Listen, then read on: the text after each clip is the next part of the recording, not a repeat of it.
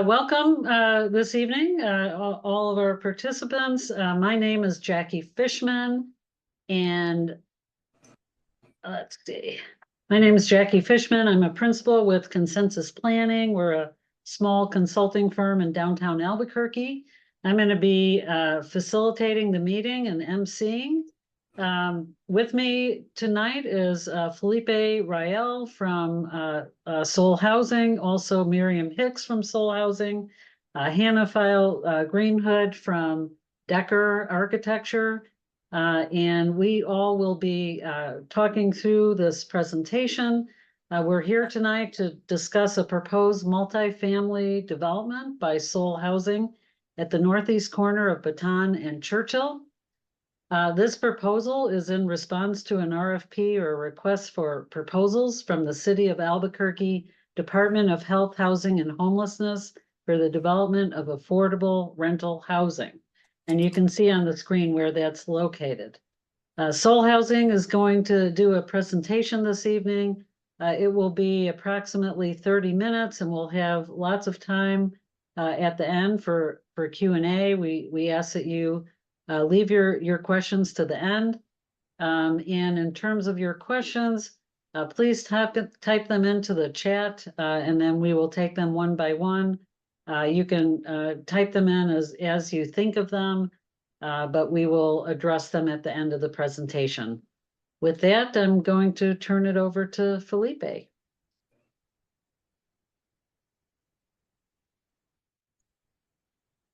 Thank you, Jackie. Thank you that take time out of your busy evenings to join us tonight.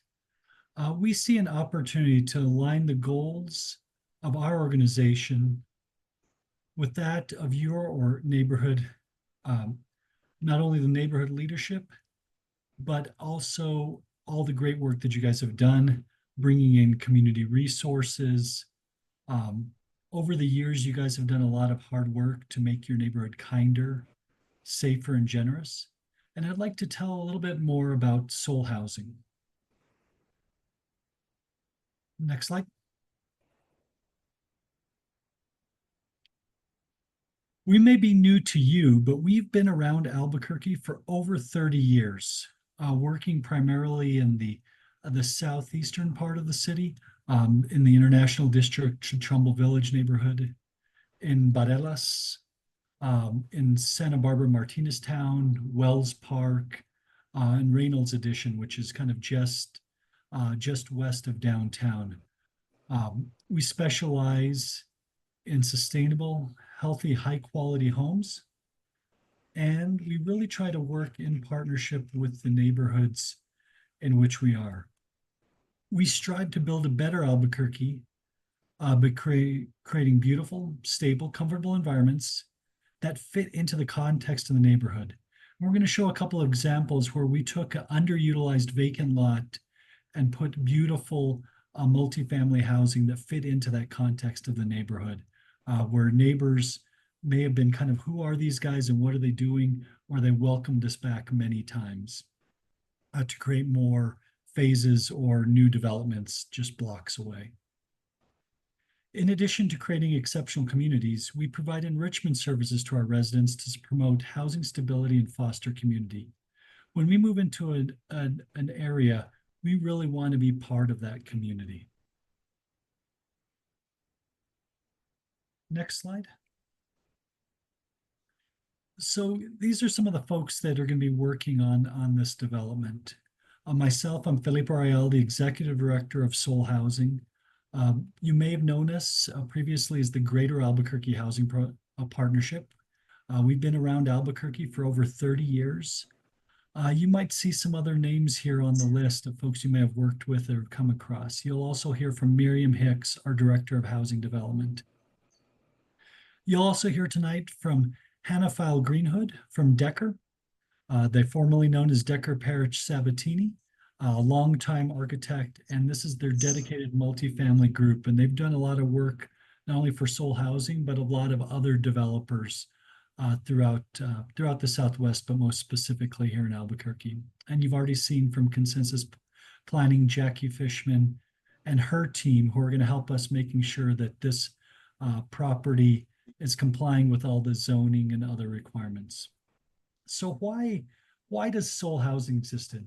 It's because we care.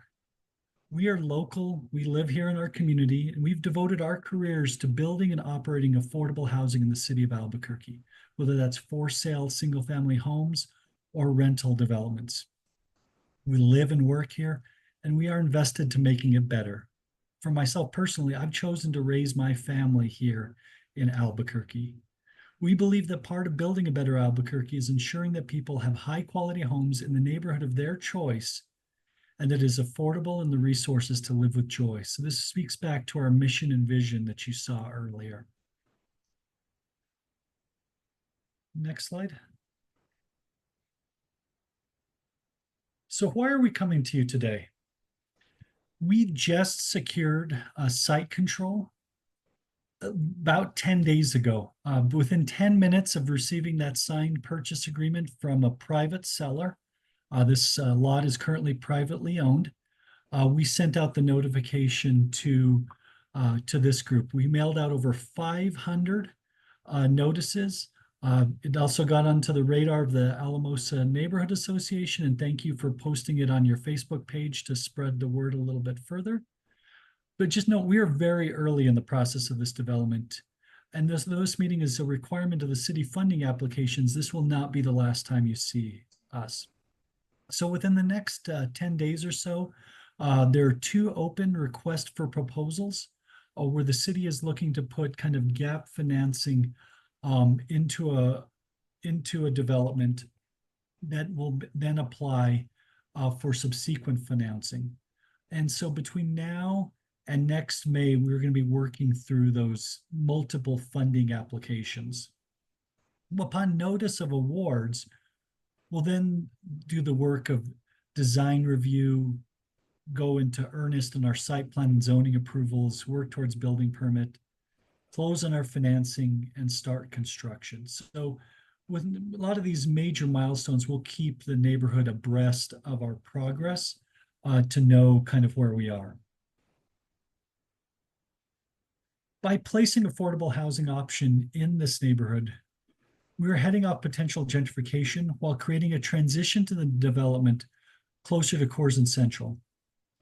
We want to join the Alamosa neighborhood associations. We've done this in other neighborhood associations that are active where our developments are. And to explain that, our Director of Housing Development, Miriam Hicks, will tell you a bit more.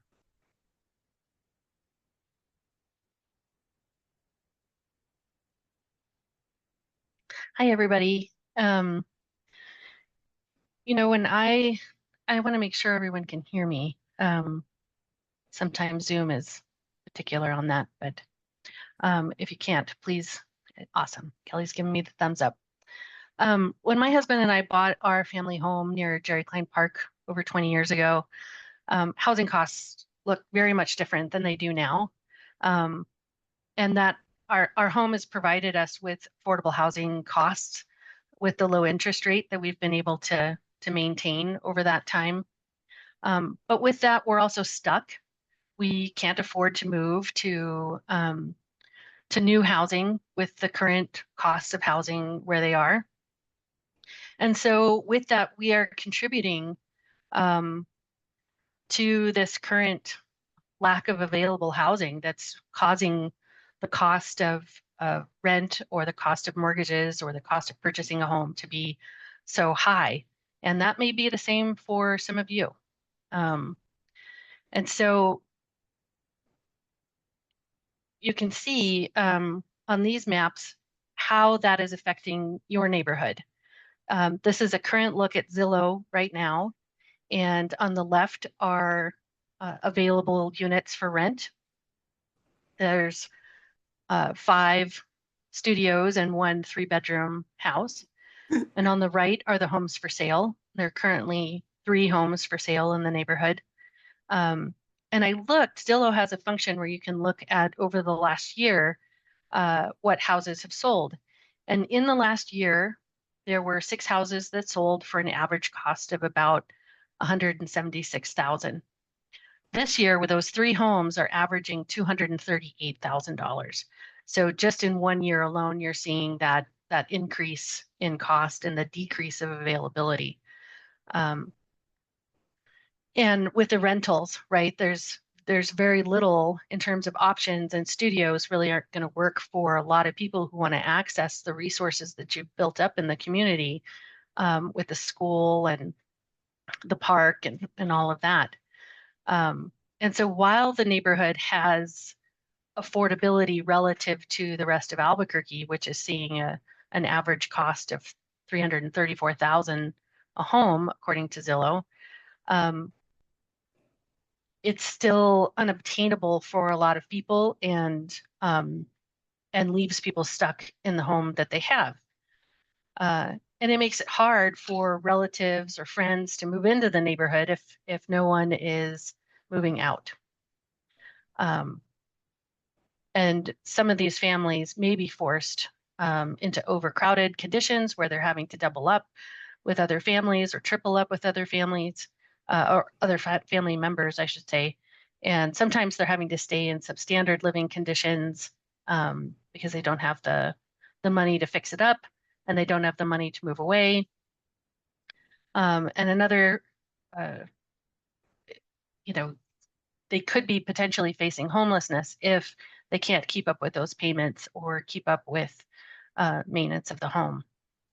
So one thing that will help is to provide a housing option with restricted rents and the accessibility, energy efficiency, and modern amenities that a community needs. Next slide.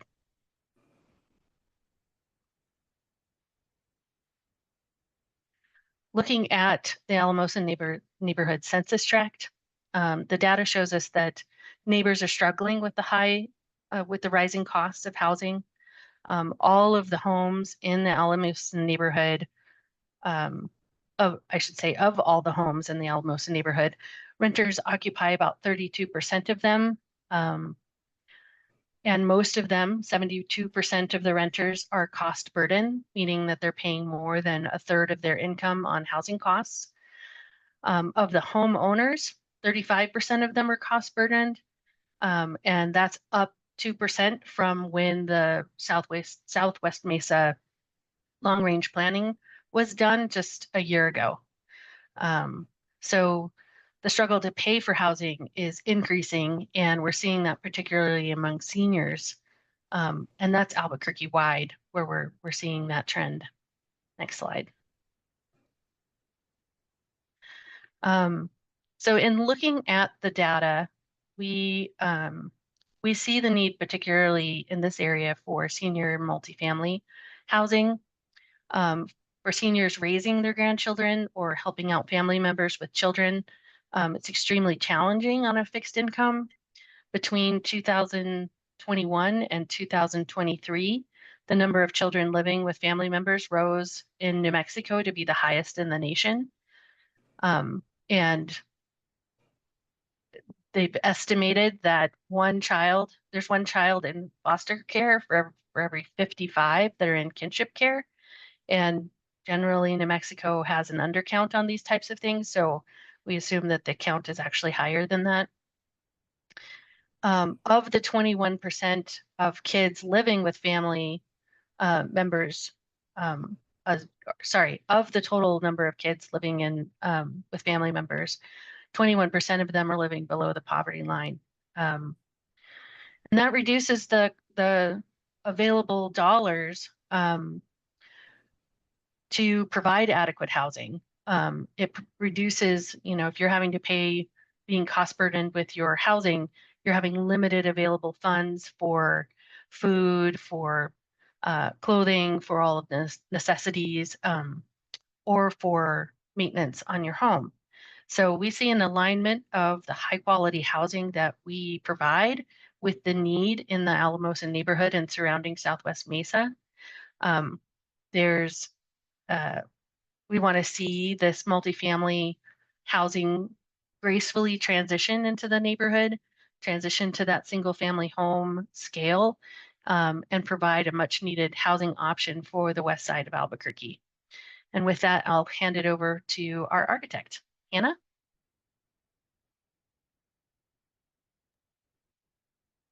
Hello, everybody. for having us here tonight. Really looking forward to sharing some initial thoughts that our design team has been looking into in order to support this exciting development.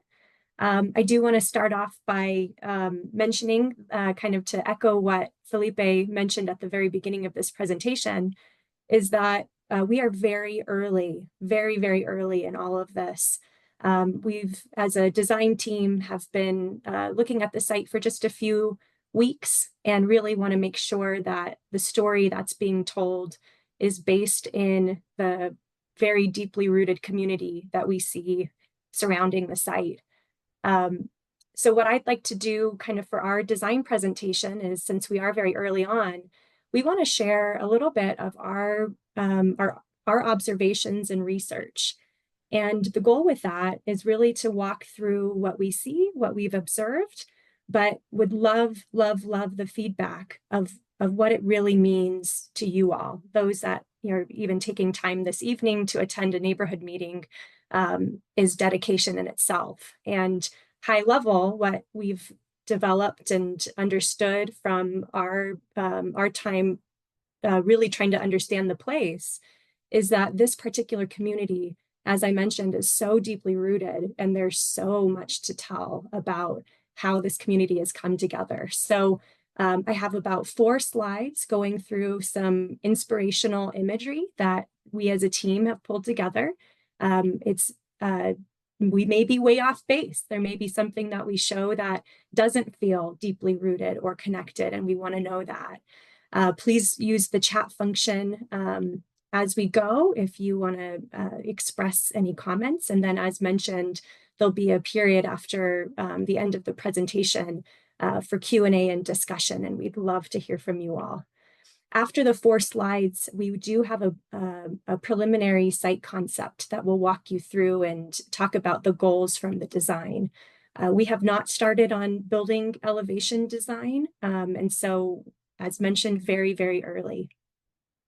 So this first slide, I think the biggest thing that was most intriguing to us, kind of looking from the outside in, is the long history in the neighborhood, but in particular surrounding the community center. There's a beautiful, beautiful YouTube video of the dedication of the community center to Mr. Gallegos, who sounds like was just a remarkable, remarkable human, very, very invested in the community. And so our research really stemmed from that, really trying to understand what was important to Mr. Gallegos and to, I'm sure, many of you that are joining us tonight. The main thing too is the connection to the La Familia Car Club, which I've heard about for years, and all of the amazing work that's being done in the community, of course, to celebrate, the beautiful artwork that is cars, but also just the connection of bringing people together through that. Lots of, amazing events on the west side, centraling around this particular community with West Fest, and even in the posters celebrating things like the car club does, and many other things as well. There's a couple images up on the screen, although not in this particular neighborhood, but certainly has some of the celebration of some of those deeply rooted Route 66 items with the Route 66 Visitor Center. And then, not to mention, the proximity to Central Avenue and Route 66 itself, and kind of the impact that things like that main thoroughfare have done for our entire city, but certainly with the proximity to this neighborhood. But really, the main takeaway from this particular inspiration side is what is so connected, and the history behind what Mr. Gallegos was able to do by bringing so many people together to celebrate this neighborhood. Next slide, please. This next slide was really a bit of a wonderful treasure hunt of some remarkable artwork that is so intricate into this neighborhood. I'm sure you all recognize these pieces, but really want to highlight, the amazing work that the community did to bring in the beautiful bronze mountain lion statue into your park. kind of the central nature of the Alamosa Park.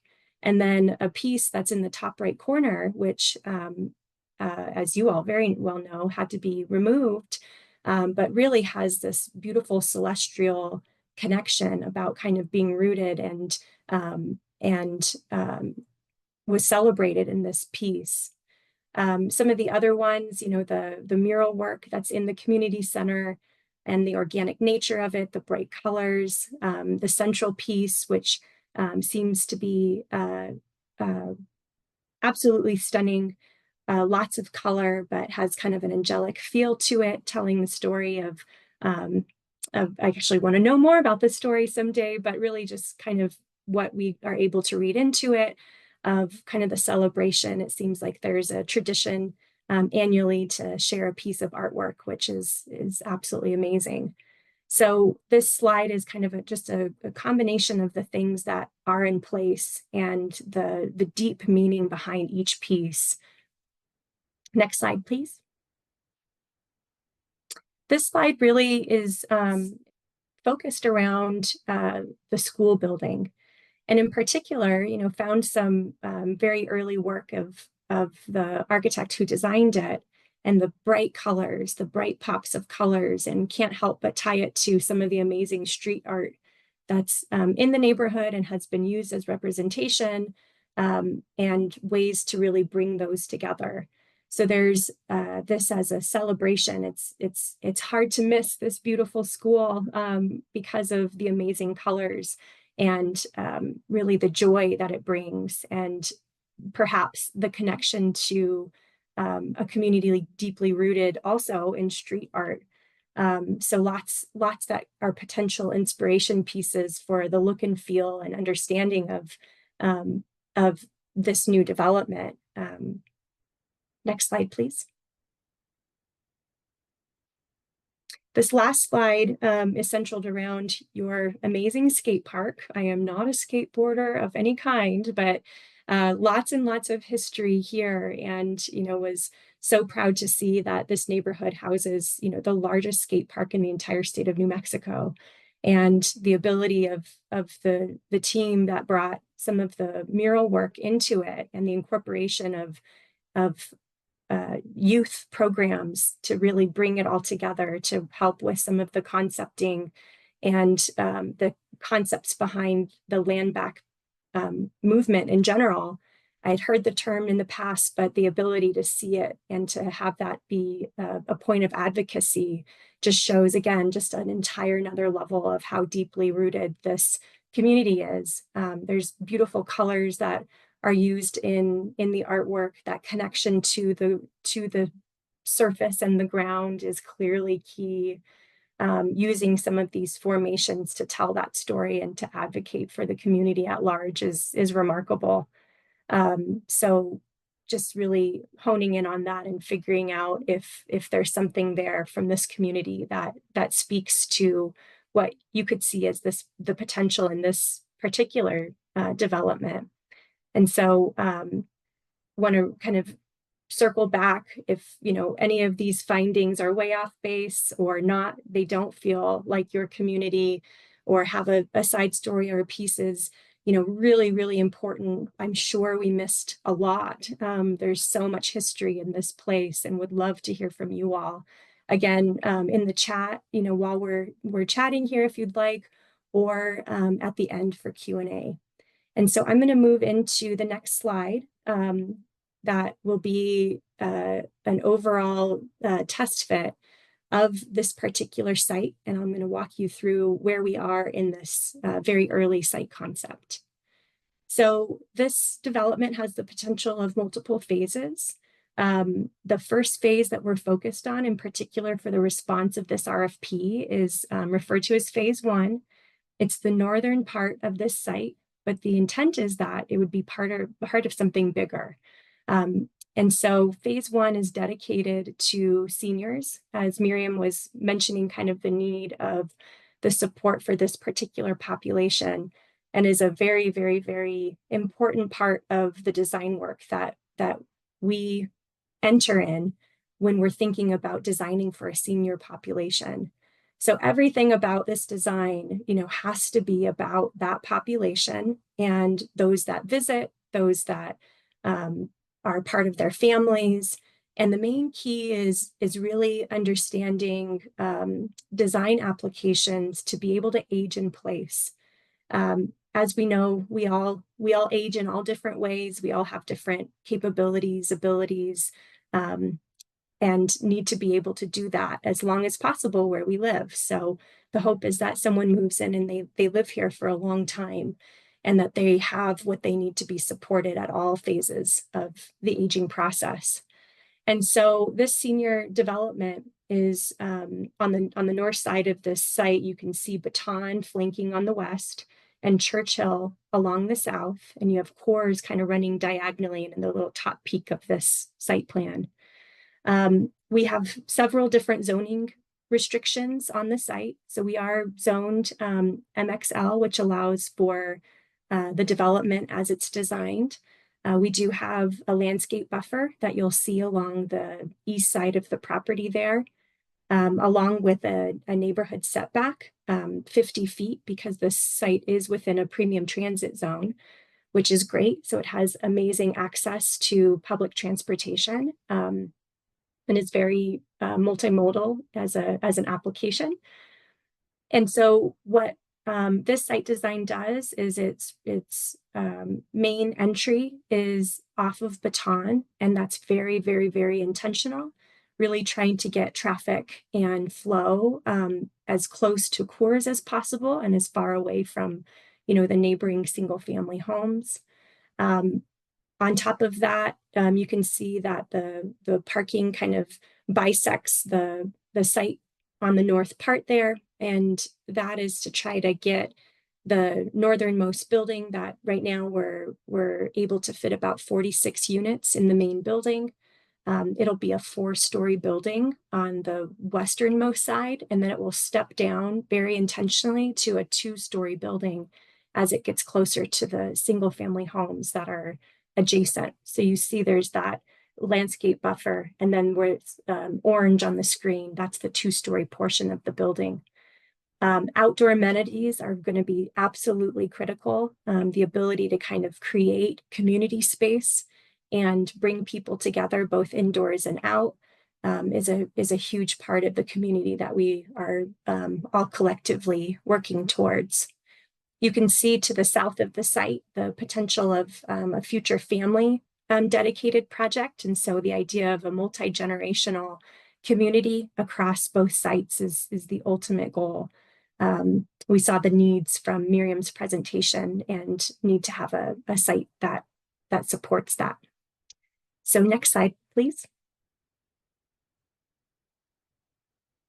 So this is a zoomed in version of that. So you can see a little bit more closely the application of parking near the building, leasing and amenity spaces that are really about community building. And so trying to front those as a front door to the development. But these community resources are meant to be shared. So there's an opportunity for, of course, the residents that will be living here, but then also some opportunity for some shared spaces that could be for a lot of the different programming that Soul Housing provides within their developments. This building, as I mentioned, is a 4-story building, and it has a double loaded corridor. So you can see the units on either side of that.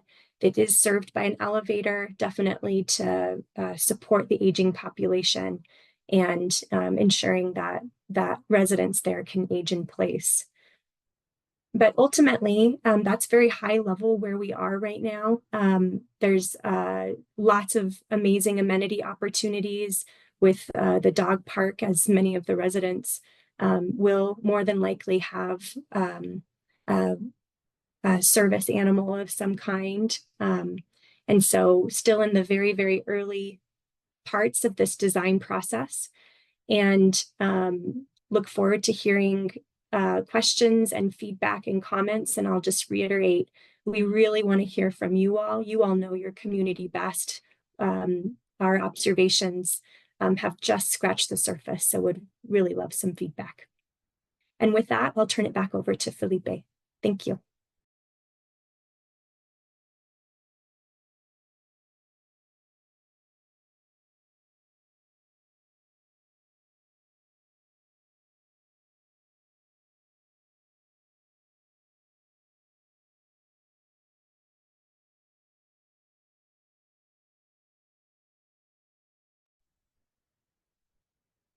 Sorry, it'd help if I turned on my camera and turned on the speaker. So we have a long history of building housing on vacant lots that are not contributing to the tax rolls or giving anything back to the community. We build high quality housing that is affordable and fits into the neighborhood while developing on difficult sites. In the following slides, I'm going to provide a couple of examples how we've transformed these infill underutilized lots with beautiful apartment homes that fit into the context of the neighborhood while providing much needed affordable housing.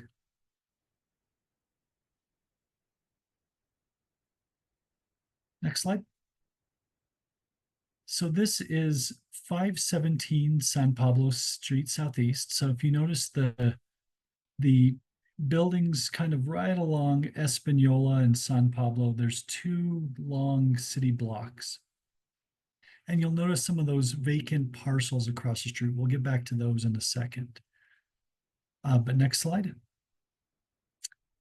We turn those into Plaza Feliz. So as I mentioned, we've been around Albuquerque building housing for over 31 years. We're a 501c3 nonprofit working solely in Albuquerque's historic neighborhoods. When we did Plaza Feliz, this was started in 2010, came online in 2012. It is 66 homes for families. And you notice how it kind of enters in onto that main interior courtyard. We're really trying to kind of push the parking away. It's surrounded on all, I guess on both sides and on the north by buildings. So the amenities are kind of tucked behind. You don't see the parking lots from the street. And what you're seeing on the street level are kind of 2 stories plus. These are townhome units, and so have some really high levels. But we were able to take some lots that had been owned by the city for many, many years and had not been utilized and turn them into Plaza Feliz. And so, next slide. So some of those vacant lots that you saw kind of to the west along Espanola, and along all the way up to Grove, we took 13 separate lots that looked just like this. We had kind of fenced them in because we had issues with dumping and illegal activities. This is between kind of 2010 and 2015. And next slide. Transformed it into a U.S. Green Building Council award-winning project of 89 units spread across 3 city blocks. So we really tried to be very careful and deliberate on stepping up and stepping down these properties. But since they were fitting in with the single-family neighborhood, we really tried to do some unique things. Like you notice that each door has a unique pattern. So that way you didn't feel like you were lost in a large development. The largest building alone had 22. Some of them had 2 units. But tried to really pull some of the amenities up to the street level. The patio that you see right in front of the community building has actually given back to that community. They've had public events and fairs and a large bike-centric event that was hosted here over the last couple of years. And so we went from the neighbors being very concerned about Plaza Feliz to welcoming us back for Casa Feliz to build in beautification efforts throughout that neighborhood. So next slide. So for the senior design, we're going to design them with features to allow the seniors to age in place, but also provide amenities that are available. So The two upper left pictures are of Plaza Ciudadania, which are at the corner of Broadway and Indian School. And we really tried to fit into the context. So the building is stepped back quite a bit from Broadway, but this is kind of the backside of that building where we once again kind of pooled the amenities and parking. You can see the cars there along a thoroughfare between the site to be able to kind of allow our residents to really have inviting spaces, but also kind of pull that traffic and everything away from the neighborhood, as the main entrance is not on Broadway, but rather on Indian School, which effectively dead ends at the just east of the site. The picture on the right is actually of Sterling downtown. This is at 8th and Silver downtown, and we really tried to pull some of those nice trellises, gardens, and other things to really one step back the building from the street, so we're not shading the roadway and creating ice or making it unpleasant as a gateway to the neighborhood, but also provide beautiful growth. I'd like to see a more recent picture, or maybe I'll go snap one myself of some of this growth that has happened.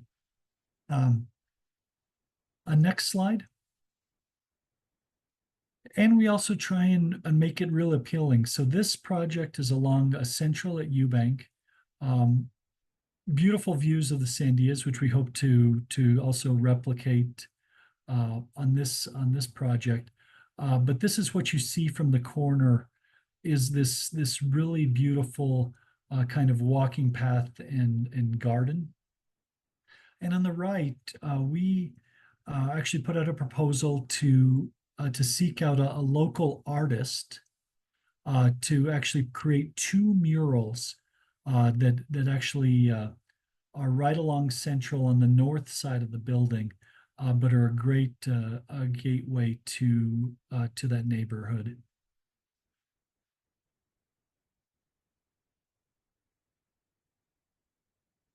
So this being a senior property, we're designing these for the seniors to be able to age in place. These are all accessible design. They're either a fully ADA accessible or adaptable. And all the appliances that you see, minus the refrigerator, which you don't see in one of these images, are provided. We provide full-size washer and dryers, microwaves, either over the range or standalone in our ADA units, dishwashers, ovens, stoves, and refrigerators. And we include that in all of our units wherever we build within the city. These have been professionally decorated for staging and pictures, but we really do well-designed, beautiful spaces that folks want to live in. So we have a lot, especially in our senior properties, we have a lot of longtime residents who call this a place home. Next slide. And then so also some of the things that we do in our developments. Fitness centers, we bring in professional trainers to help walk folks through the equipment and keep folks active. We do gardening, and we partner with master gardeners during the growing season to come and do classes to get folks, and then they can harvest them and share that food over the time. Large community spaces. I mean, you guys have beautiful resources in your neighborhood, but some of our community rooms host the neighborhood associations because it's this biggest space available in some of those communities. Inviting leasing space. And another thing that we do to really combat senior hunger is we partner with Roadrunner Food Bank to put food pantries that offer bi-weekly food to the residents at no cost. So to think of us, we are a private development company that as a nonprofit, all of the profits stay within and help us continue doing this work in our community. We offer professional management through Monarch Properties. We've had over a 15-year track record with them. And so we really try and be good neighbors.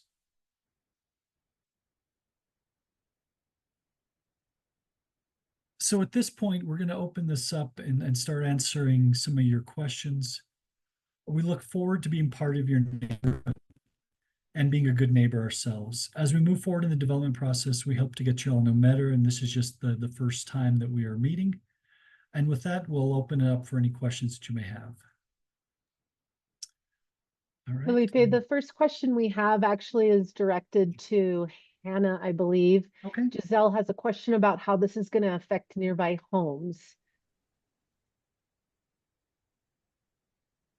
Hi, everybody again. So Giselle, I think if I understand your question about how it affects nearby homes, I think the main thing from a building massing standpoint is that with the location of all the buildings, especially up against the current single family homes along the east side, we use a lot of tools like shade studies and building performance analysis to see when the building's there and at the specific scale, the mass of the building, how it may contribute either as a wind block to help with high winds or to ensure that we're not putting somebody's house in complete shade throughout the year. Some of the other pieces about affecting the nearby homes, I think, would love to hear more from you if there was additional questions that I didn't answer within your question.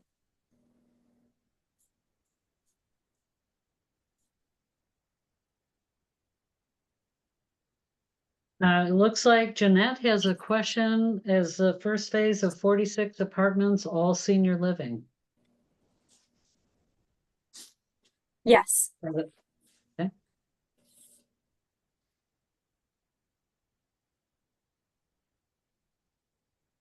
Jesus has a Nah. question.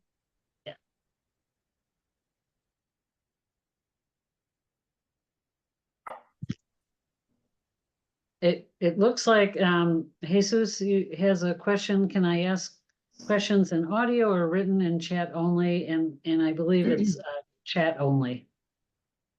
He's got his hand raised. I think we can go ahead and take his question. All right. Go ahead, Jesus. Good evening. How are you doing? Good. Yes, first question. Was this land already zoned for mixed use or was that changed? The zoning is currently MX, mixed use zoning. Yes, it's currently zoned MXL. already. MXL. We're looking to change the zoning. We're looking to comply with the existing zoning, and it's already MXL. Okay. Have the traffic issues been addressed? It's almost impossible to get on northbound Coors. Mayor Barry didn't do us any favor by what he did to Central. So now, we're trying to get around that in the morning if you're running late or just generally any time in the morning. It takes 2 or 3 turns of the lights to get through. And I know you're trying to provide affordable housing in this area, but Jesus, the northwest and southwest part of town has gotten over 10 sites, I think, in the last 15, 20 years, south of I-40. How does this help?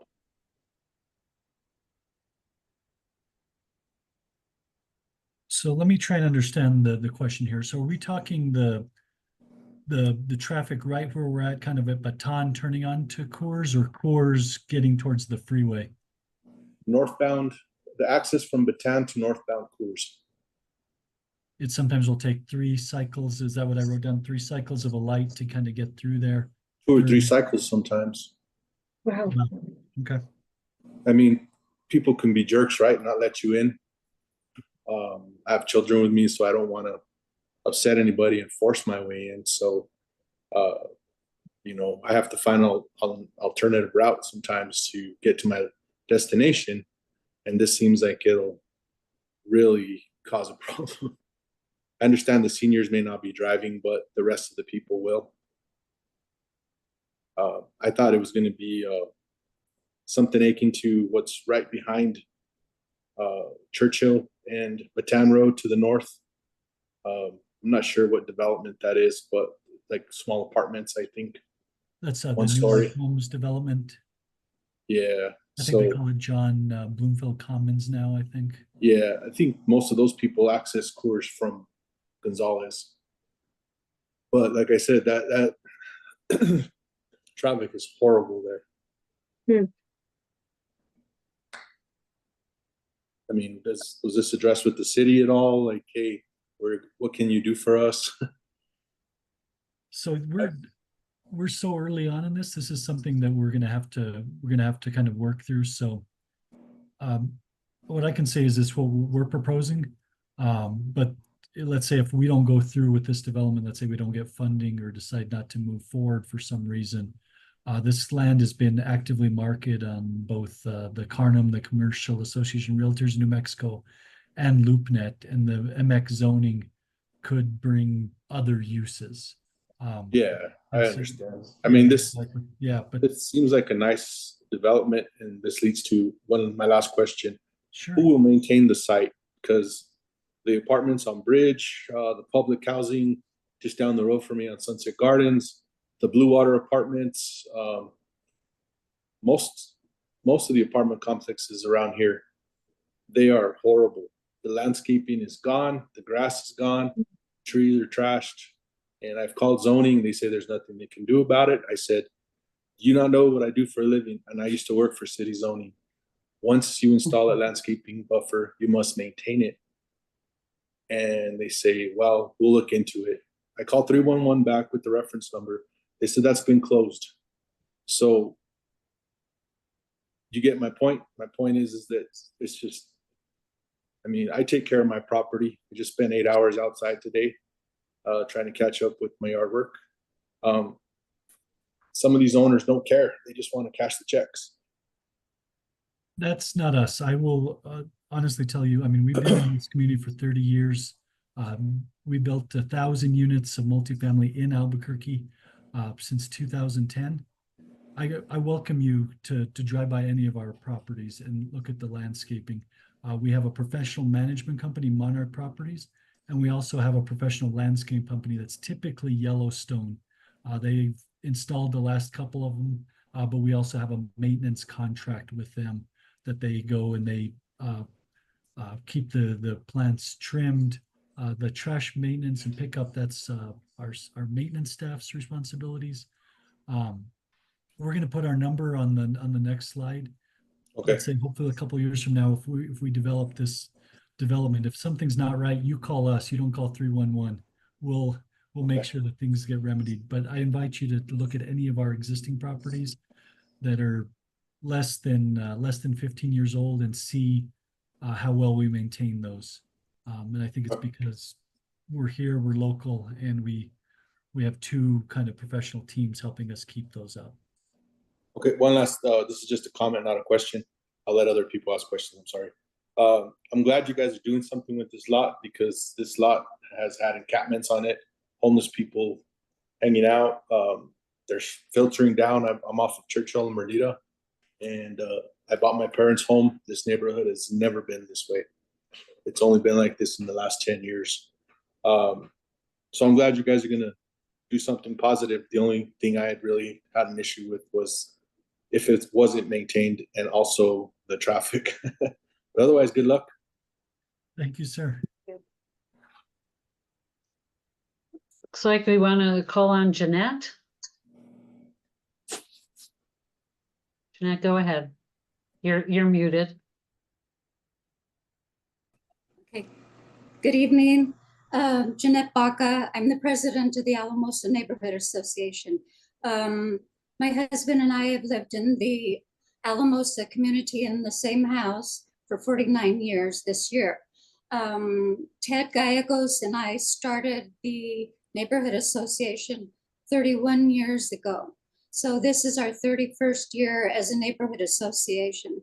And our main goal at the time was to start advocating for a community center in our community because we didn't have any of social services or medical services, any sort of services. So it took us 10 years to work on that with the legislature, with the city, with the county, but we finally got a beautiful community center. My question and my concerns are many. First of all, we have probably the largest amount of,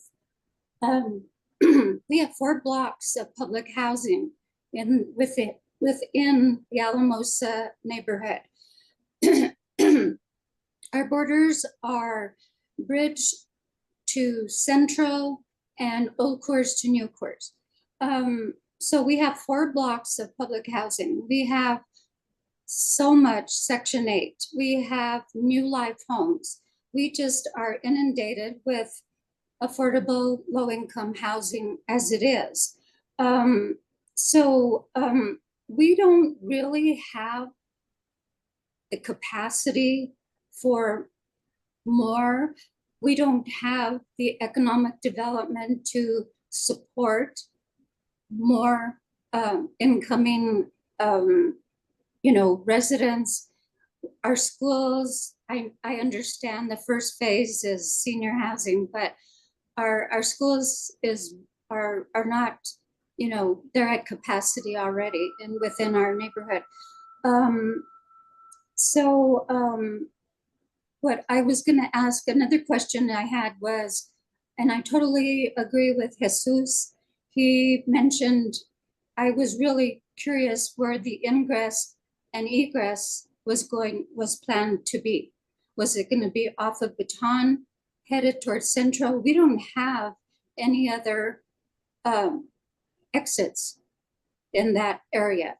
So that was one question I had. And also, how many apartments besides the first phase of 46 apartments, how many more? Because I really couldn't tell by the renderings. More were you planning?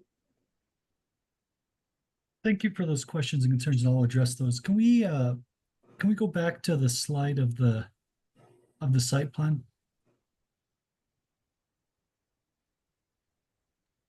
I can go up one more. There we go. I see that the first Yeah. phase is 46 apartments and 4 stories high, which is a lot. But that's just the first phase. What about the second or third phase? So we're looking just at phase 1 and phase 2 at this time. Because we just have site control on these 2 lots, 210 Baton and 220 Baton, which is on the south end. And so we're probably looking at an approximate, we've not done all the full planning for the second phase, but somewhere probably in that same kind of 45 or so units. I mean, I can count the townhomes, but I can't count the 3-story myself. Once again, we're very early on the planning stages even on phase 1, but on phase 2. And so I hear traffic as a big concern. We've kind of noted those down. Jesus mentioned that, and he's right on. I mean, just to get from Baton up to Central is messy, and there are no other ways to get to Central or Coors or So I wasn't sure what you were planning on, where the ingress egress was going to be. So there'll be at least for this phase, there'll be an in and out, the ingress and egress along Baton, about where that current curb cut is now. There's already kind of one there on the site. As we look to develop the second phase, we would look to be doing another ingress and egress along Churchill, kind of a mid-block, not right at the corner, but once again, not pushing all the traffic adjacent to that single-family home along Churchill. You also mentioned the schools are at capacity.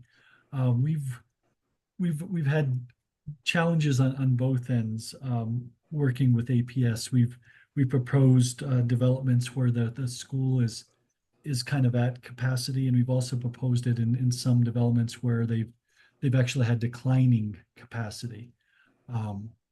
And so once again, we work with kind of APS, but for this phase, there might be some students, just kind of that intergenerational living, given the strong need in our community for kinship care. or grandparents raising their grandchildren. But on this first phase, we don't anticipate a large influx of students into it. And so once again, we only have site control of these two sites. We are targeting kind of families for the next. But of those, when we typically, of the total, let's say 50 units at a high level, maybe 13 would be 2 and 3 bedroom units. With the idea is that's kind of what some of the funding requirements are. I doubt those will all be 3 bedroom units with families of 5 or so.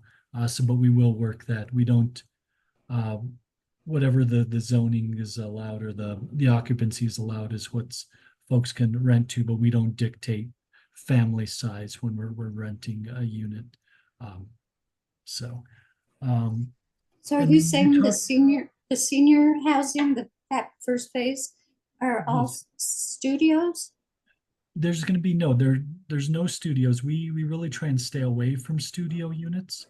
We try and build 1 bedroom. One bedroom? Yeah, so we're targeting on this one around 38 to 40 1 bedroom units with maybe 6 to 8 2 bedroom units. And the 2 bedroom units will be the pink ones, and potentially the northernmost one, the kind of the longer rectangles. And I want to kind of expand a little bit more. You talked about capacity for more. Was that in the context of just the large amount of public housing, and then also the New Life Homes development? I think they've got 2 different phase developments in this community. I think when I was back at MFA, I think I reviewed some of those developments. Is that what you were speaking to? I wrote down a note of capacity for more. I was curious what percentage of the senior housing is Section 8? So as of now, 0%. These would be likely utilizing low-income housing tax credits. Both Bernalillo County and the Albuquerque Housing Authority have worked into their action plans, being able to project base some vouchers. But that's once again dependent on each year's allocation and cycles. We've not applied for any. On our previous developments, if we do get any kind of project-based vouchers, Section 8 vouchers, that would be like 20 to 25% of the total units. So on this unit, let's say if we went 25 of 46, we'd be looking at maybe 12 public housing units. Not public housing is not the right word, but project-based vouchers. And so those are vouchers administered by, let's say, the Albuquerque Housing Authority, but they still have to meet all of Soul Housing's residency requirements and those of our third property manager, Monarch Properties. Folks still have to go through eligibility screening, background searches, and credit searches to make sure. I mean, we're running a business like any other private developer in town. We want to make sure that the folks come in are good neighbors, because we don't want them to impact other folks in our development, but much less the community at large. And also they're going to pay their rent and be a good residents. And so we have a good track record of that. And so this will not be public housing per se. We're looking to use kind of a public-private partnership, likely through low-income housing tax credits. Okay, and my last question, you did mention that, I think Jackie, you did mention that the video of this meeting would be available because you're recording it. Would I be able to get a copy so that I would be able to share with my members from the Alamosa Neighborhood Association? Yes, I believe so. Kelly, do you want to respond to that? Yes, the video will be available. We typically post it on our YouTube channel, so it can be accessed by anybody at any time. It usually takes us about a week or so to get that captioned and loaded up. but we can let you know when that happens. So you would let us know where, Yeah, Where it's we available. can provide the link. Yeah. Yep, yeah, you bet. All right. Thank you for that. I think Yaris has been waiting for a while. If you want to ask your question. Then I can take that one. Kelly gave me the note here. So it seems like the question is about that all of the single family homes that are located along the east side of this project site do have access to the backs of their backyards currently. Unfortunately, and it does sound like perhaps a realtor even mentioned that you would always have access to the back. And unfortunately, in our current digging of the property and the surveying and all of that, there is not an access easement back there. So unfortunately, the site will not maintain those back entrances. That's not the answer I'm sure you want to hear, but whoever did tell you that you would maintain access to the back, unfortunately, the surveying information on the site doesn't allow for that. It would be private property. Thank you, Hannah. And then looks like Giselle has a couple questions. Giselle, if you want to unmute and ask the question.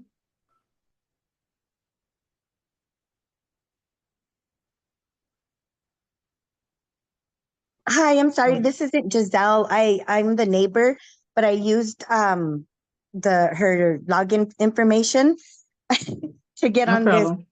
thing. I have a question. We have a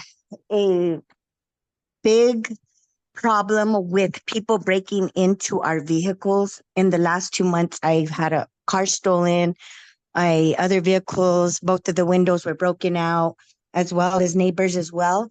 I'm worried that this is going to bring more problems like that to our area. You know, I am really, really worried, and I just bought this house maybe 3 years ago.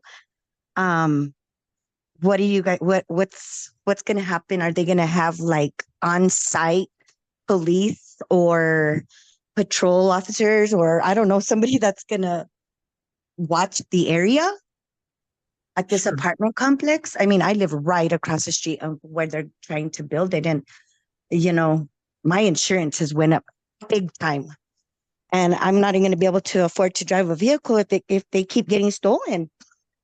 I hear you. What's your name? Melanie Gomez. I'm the neighbor. My Okay. name's Melanie, and I jumped on her. She sent me the information because I was at work Sure. to get onto this, you know. Sure. I'll go ahead and start answering some of that. So we've worked in some neighborhoods that have kind of high crime and other issues, and we look to design our developments not to contribute to that. So as I mentioned, let's talk just about our residents first. These will all the residents will be background screened. They'll go through income verifications. Just because they're low income doesn't mean they're no income. Many of our seniors will be on kind of fixed incomes. And so we'll have a sliding scale of rent so that rent is going to be affordable to them. So that being said, we don't anticipate folks that living on our community to be contributing to crime. If we have issues, we have protections through the court to be able to remove problem residents. So that's kind of the first thing. The second thing I'd like to mention is this property will be designed through crime prevention through environmental design. And so we're going to design where a lot of these windows will kind of face out to the street. So in the first phase, a lot of these will face south. A lot of these windows will face south and north. But then kind of as we move towards phase kind of 2, those would be kind of facing more east and west. We are going to be putting gated entry, at least on ours, so we don't have a big target of multiple vehicles congregate in an area, we will put gated entries at any point into the parking lot. We do have usually kind of a small visitor lot, so folks don't have to go through the gate to visit their abuela or visit one of their family members or someone else at the development. And we also have at least budgeted at this time, and we do this at many of our other properties, have a courtesy patrol. We won't have a 24-hour security guard, definitely not someone armed. But the idea is they make periodic drive-throughs, they kind of check gates, drive through the site, making sure everything is secured. And at least for our developments, at least at the entrances, we'll also have armed, not armed, that's not the right word, but kind of security systems that notifies, and that same thing ties into the fire alarm system. So we're looking to that this not only our residents, but that this won't be a target for more folks to congregate. And I think we've developed some key attributes. We're not going to provide kind of hiding spaces. That's some of the kind of the SEPTED principles. You have eyes on the street, but the vegetation and stuff is maintained. To Mr. Andrade's point, that we keep these maintained so that we don't create hiding spaces. So if somebody is either waiting to do something wrong or has just done something wrong, they can't come hide out on our site. And so any other thoughts or question, or is there anything you'd like to add, Hannah, or any other questions, Melanie? I'm just kind of worried would they be able to give us that same help, being that we're going to be basically right across the street? And I'm just so worried about the crime. I don't want this to turn into another war zone area, which is already turning that way. Since I've been here the last 3 years or 2 years, it has went from hardly anything to all these homeless people, and my cars being stolen and broken into, and the neighbors. And I'm worried about the value in our homes going down. Is it going to just be for elderly, or is it also the homes on this side going to be for families? So I heard a couple of questions there. The first being, would we extend that courtesy patrol throughout the neighborhood? Unfortunately, that's not something I don't think we'd be able to do. I would sure hope, and once again, this is me speaking as just a citizen in our community, if one of our courtesy officers saw something happening, that they would respond to that. But I can't guarantee that. I hope they would do that right thing if they saw something. But I think just that presence of folks coming around on a semi-periodic basis, and a lot of at least on the first thing, a lot of seniors, they spend a lot of time in their units, and they are very good watch eyes for the neighborhood. But we would be envisioning we're only talking today, Melanie, about just phase 1. We're looking to acquire both sites from Coors all the way down to Churchill. But we only are applying for financing and looking to build the first 46 units. The second phase would probably be hopefully within a year or two following behind it. But we would be targeting, we would be having more units, more designed for households with children or families with more 2 and 3 bedroom units. The first phase is just 1 and 2 bedroom units that could be either for a couple, or sometimes some of our more frail elderly have like a live-in aid. And so sometimes they need space for medical equipment or places for folks that live with them to provide kind of care. Mm-hmm. As far as our home values in our home, is that going to make our values in our homes go down? So we've done a lot of research on this, Melanie, actually, of what the effect of, I'm going to kind of call this affordable housing, what the effect of affordable housing or multifamily has on property values. And we found it's pretty negligible, either for or against.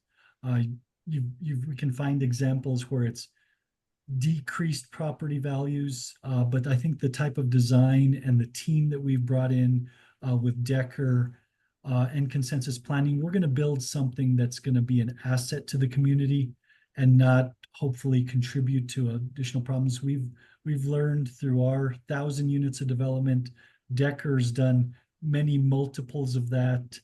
And consensus planning has their pulse on kind of all development in the city, and it will help us make sure we comply and meet something that'll contribute.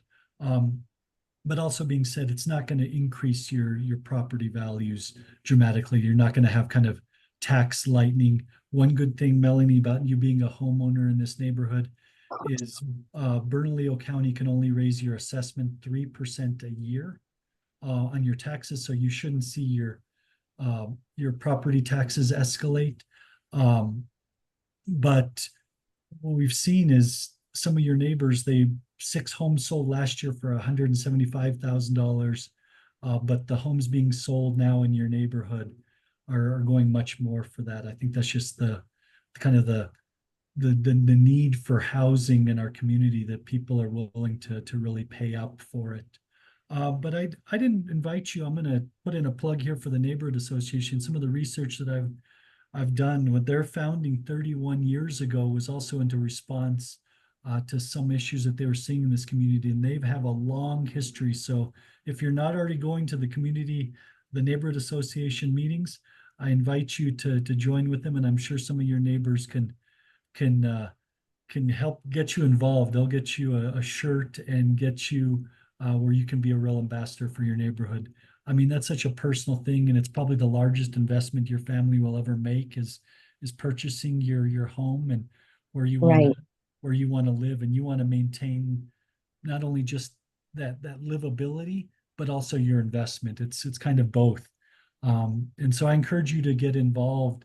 I'm sure they'll take your hands and do that good work. And we try. I would love to be a part of that. So Jeanette, Melanie Gomez, and All right. I do have one other question. How come this is not in Spanish?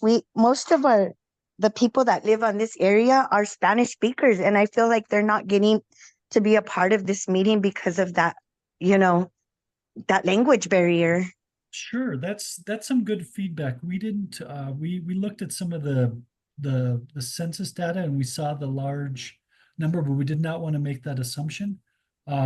We can work. I'm going to challenge my team here to not only caption this in English, but maybe we can record at least some of the site design to really expect the neighbors. We can work.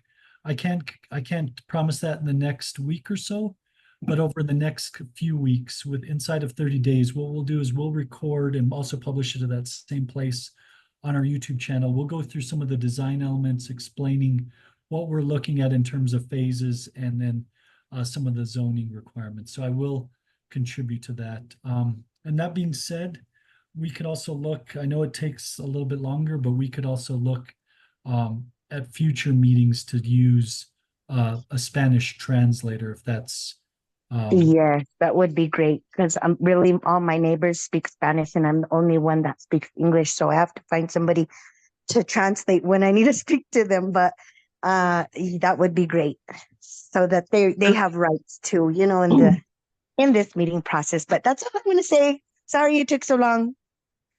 It's okay. I was just going to add that we're taking notes as well, and we can translate those to Spanish, the written notes. Be happy to do that. Okay. All right. Thank you. You're welcome. So, Jeanette, did you have another question you wanted to ask before we call it a night?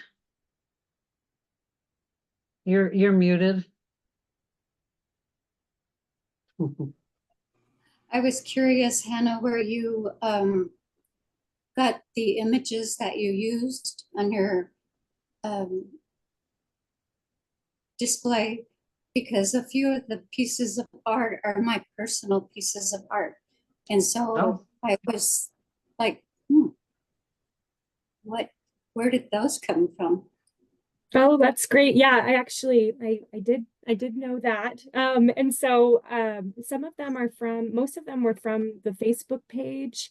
Others were in different kind of internet searches. So your work does pop up pretty prevalently and connected with your neighborhood association. And so the particular image that was sort of in the middle, that one was off of the Facebook page and just really stood out to us. I think there were 2 works of yours that seemed to be part of maybe an annual neighborhood meeting or something like that. And so in hindsight, we should definitely attribute where we found all those images if we're going to publish those. But those were really just images to show you all this evening what we're finding about your neighborhood.